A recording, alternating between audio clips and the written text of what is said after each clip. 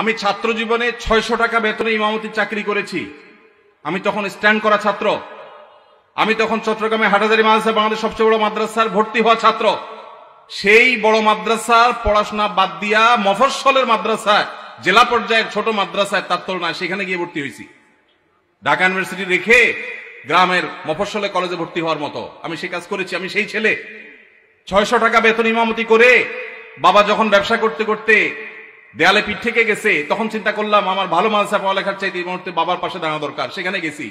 কই, আলহামদুলিল্লাহ ওই অবস্থায় ইমামতি করে কয়েক কিলোমিটার সাইকেল চালিয়ে মক্তব পড়িয়ে তারপর পড়ালেখা করে 10 stand, 3rd stand, 2nd stand, 3টি স্ট্যান্ড আমার ছাত্র জীবনে আল্লাহ করার তৌফিক দিয়েছেন।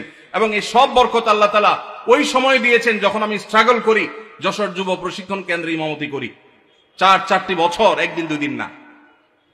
এখন যুবকরা